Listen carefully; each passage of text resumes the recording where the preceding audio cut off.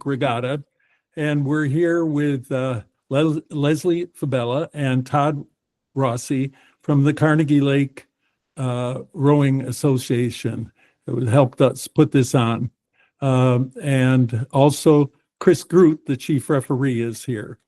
So just something about our regatta. First of all, looking at the weather, it's cloudy for tomorrow, cloudy skies, early then partly cloudy in the afternoon. A stray shower or thunderstorm is possible. High 87, wind southeast east at 5 to 10 miles an hour. So it looks like a pretty good our regatta. That it's a warm summer day. Let me tell you this, Leslie, tell us about the recording of this. Oh yeah, sorry, I'm next to Tom, but I'll just jump in right in his video screen. So this is going to be the first time we're recording the Coxswain meeting. It will be available on Regatta Central, so you can feel free to share this with anybody else in your crews or others that you think would find this useful. It'll be on Regatta Central once I get the recording sent to my inbox. Yes, and if you would share that recording for people who can't make it, especially coxswains and coaches, and especially small boat rowers who often don't attend the coxswain meeting. So this year we have 224 entries from 31 clubs. That translates to 104 participants and 732 seats. Which is about as big as we've had every year. This is a big regatta, and it's going to be crowded. The first thing I'd like to talk about is the parking. We don't usually have that as a part of the coxswain meeting because we're already parked. But since we're in advance of that, it can be found here on Regatta Central under parking. And there's directions and rules about parking, and you can read it right here. And I must add that most of the information we're talking about today is on Regatta Central, on the left-hand tabs that you can see there. So our race, after this is the 38th year, it's serious racing officially. We use U.S. rowing officials. We use U.S. rowing rules of rowing. And so the spirit that we'd like to maintain is one of friendly competition. We want everybody to row hard and win, but in the spirit of fair play and safety. We will accept protests. Do not encourage them. Please make every effort to avoid conflicts and that might result in a protest. So when you arrive at the site, and by the way, it should be, if people have not been there before, they should know it is, the address is on Regatta Central under directions. Yeah, right. Parking directions. Right, but the address is right there. It's 875 Kingston Road, Princeton, New Jersey. And it is not the Princeton Boathouse. So don't go there by mistake. So when you arrive, go to the registration tent to let us know that you're here. And pick up a bow number if you didn't already bring one. We'll lend you some bow numbers. Try to get the bow numbers for your morning races and return them so that the afternoon races can pick up their bow numbers. We will have a lunch break. It's scheduled for 12 o'clock. And then as you go out on the lake, connect with the people at the dock and let the dockmaster know if you are when you're launching and know you're on the way to the starting line. You should plan to launch at least 20 minutes prior to the start. The start is the map. Yep, I'll bring it back up. The start is, if you point to, is 750 meters up the lake. We'll not be making announcements about launching. Please launch on time. We usually keep to the schedule, but you should check to see the status of the racing. So the Regatta site is right there, right? And you follow the arrows going out on the dock. There are 2 docks there to pick either one, and follow the blue arrows to the right. That's on the Princeton shore. Now the red markers indicate a 2,000 meter buoyed race course. We're racing 1,000 meters. So you go up and get in line in your lane. Do not practice on the race course, the 1,000 meter race course. There is, you should arrive at your start 5 minutes ahead of time. And there's large buoys at every 500 meters, except there's one missing. We're trying to get it replaced, and it's at the 500 meter to go. Can you point to that? On the towpath side. Where are you? Right there, right, yeah, with that one there, that one is missing. Okay. So we hope to have that fixed. Hot seating. Take directions from the volunteers on the dock for launching and returning. Use both docks as they become available. Priority will be given to the launching crews. Returning crews may have to wait. Please have your oars ready near the dock before you bring your boat to the dock.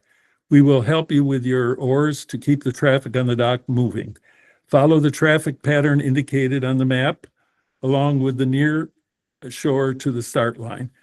Be at the start line at least 5 minutes before racing. Use the area beyond the start line to the aqueduct for warm-up. Do not use the race course. So all races are 1,000 meters. Let me just also point out, when you go to the start, there are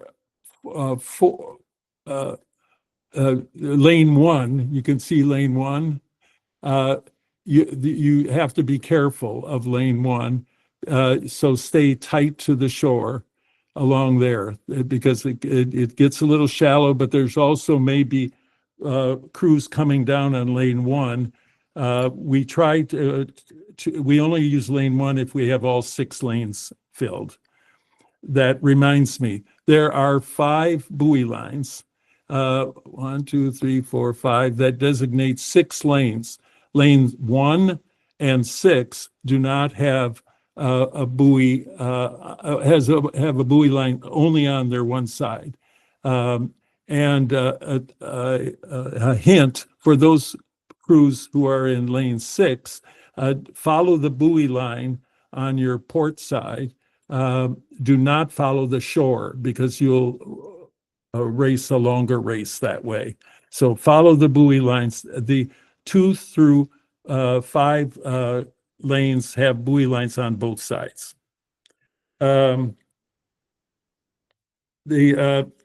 So then go to the start and take the directions from the referees at the start, who will align you. And there are floating starts. There are no stake boats. And then I want to remind you about a breakage rule. Off the start usually requires the officials to allow the equipment to be fixed and rescheduled at the race later. And we've modified that rule. For this regatta, we require the equipment to be fixed within 5 minutes and then restart the race. If the equipment cannot be fixed within 5 minutes, the race will proceed without you. Sorry. This rule modification was posted on our regatta website earlier this year, And it was necessary to accommodate the scheduling of the regatta with rowers entering multiple events. So we've described the course. There's buoys every 500 meters, and there's small buoys every 250. And the finish is has large buoys and small buoys. The large buoys are beyond the finish line, so once you cross that, you know you've crossed the finish line.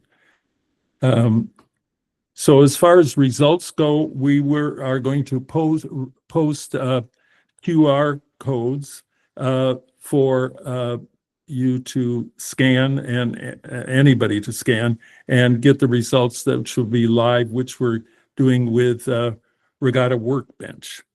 And the URL is also posted on Regatta Central. Right. Yeah. The URL is posted on Regatta Central. And then that we give a team trophy, and it's based on 8 points only for the winners, 8 points for each 8, 4 points for fours and quads, and 2 for doubles and 1 for singles. And the winners of all heats are finals, and each winner gets a ribbon.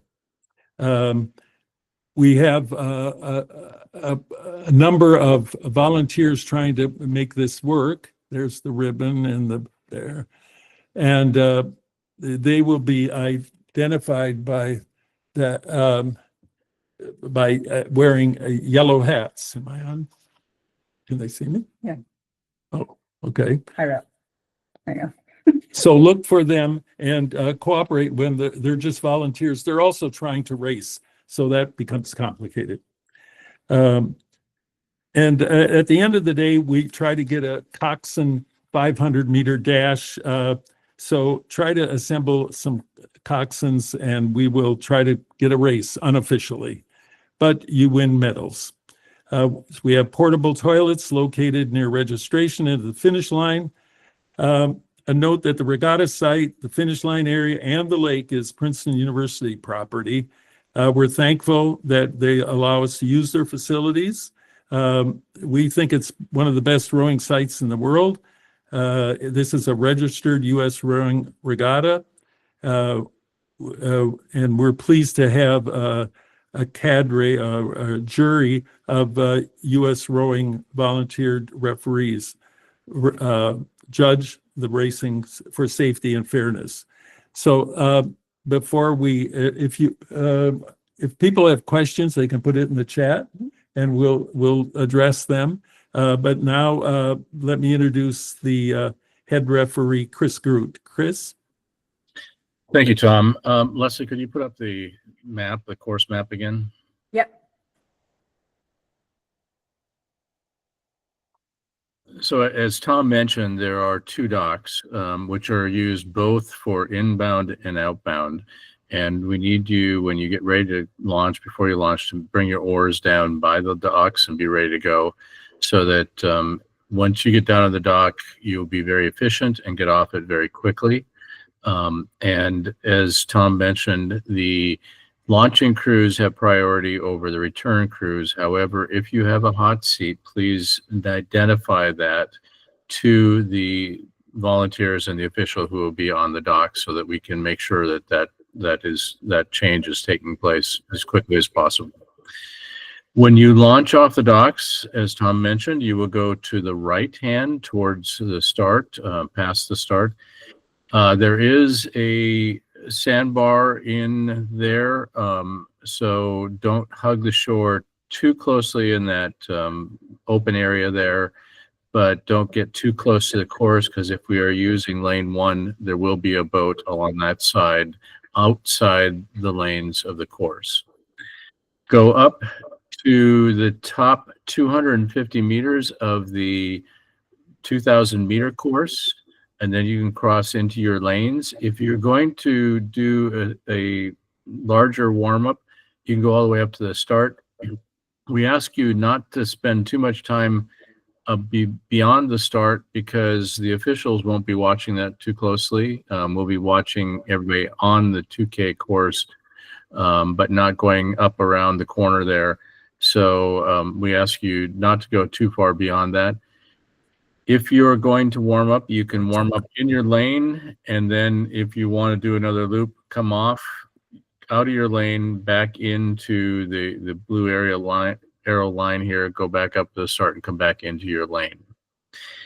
At 2 minutes before your race start time, we expect you to be in your lane approximately 10 to 20 meters before on the 2K start side, before the starts of the 1,000 meter course.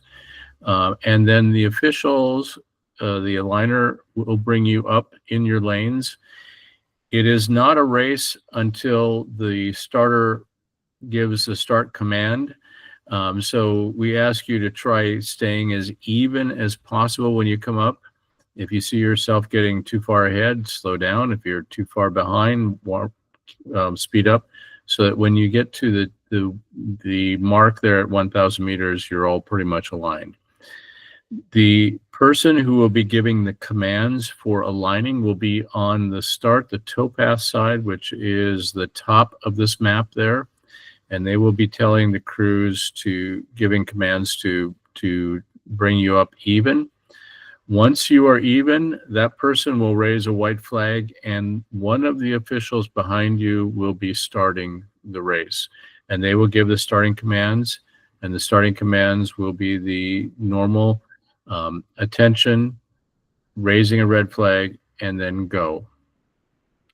And then you will race. As Tom mentioned, there are big orange buoys on the outside lanes, outside of the lanes at 1,000 meters, at the 500 meters in the race course, and then at the finish. In the finish, there are big orange buoys in every lane, which are just beyond the finish, a meter beyond the finish line. So when you've gone through those, you will have finished the race. Once we give the start command, the officials will follow the race, and they will provide directions. If they feel that you are going to interfere with another crew, they will raise a white flag, give the name of the crew, give your name or the name of the crew that they want to move, and then drop the white flag in the direction that they feel that you should move to avoid the problems. If you are in lane 1, you want to stay as close to the buoy line as possible. The same thing with lane 6. Lane 6, as Tom mentioned, follow the buoy line, not the shoreline, or else you will be rowing very much an extra. Lane 1, if you start to veer off, you're going to run into the traffic pattern for those going to the start and those coming from the finish line. Once you have finished the race, there is about 250 meters between the finish line and the dam, so there's a lot of room there, and so you can take your time turning around. The one thing that is very tricky here is the distance between that lane line there and the shore right at the finish is fairly narrow. So if you see a race coming down that has a lane 1 right behind you, please wait for that lane 1 to finish. Don't come rowing past and into that lane. Allow them to finish their race before you do that. Once you've finished the race, come around on the finish line where on the south side here, or which is actually the west side of the course, come back and into the return pontoons. The officials will be checking for heel ties and bow balls, so we ask that you make sure that you are in compliance with that. I think that's all I have right now. If you have any questions, please let us know. Yes, thank you, Chris, and thank you for agreeing to do our regatta. You've done it for several years. And he has an addition 9 officials working this regatta. So we've got a good group. Thank you. If you have any questions, put it in the chat and we'll try to answer it.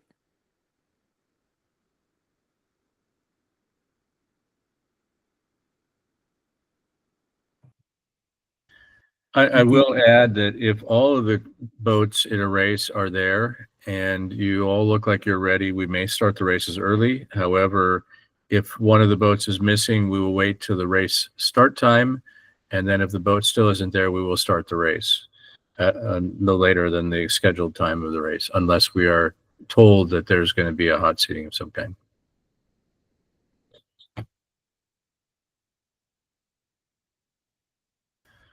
Our goal is to start all the races on time, but no later than on time.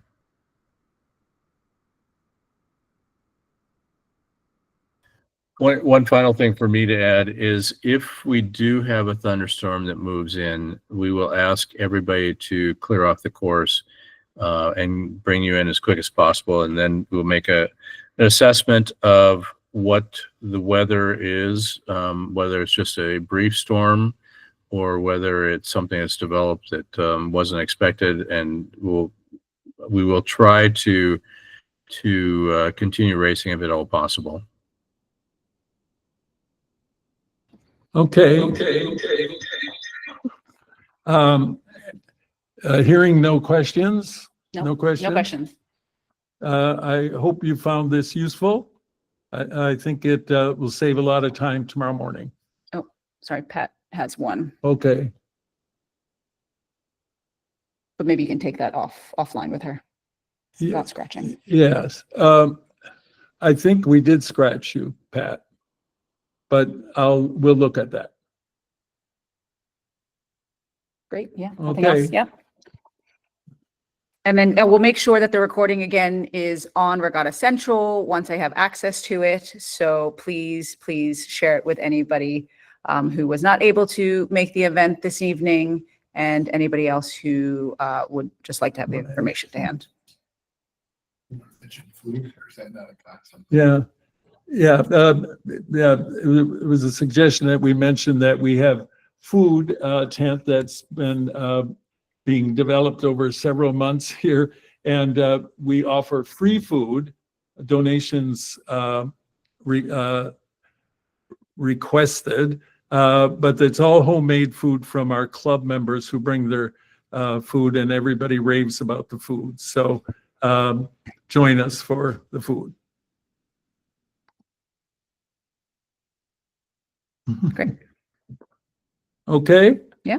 We're ready. See you tomorrow. We're excited to see everybody there. Bye.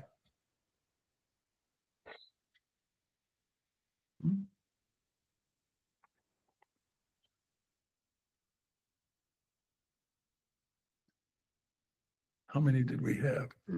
30 something at the most. So there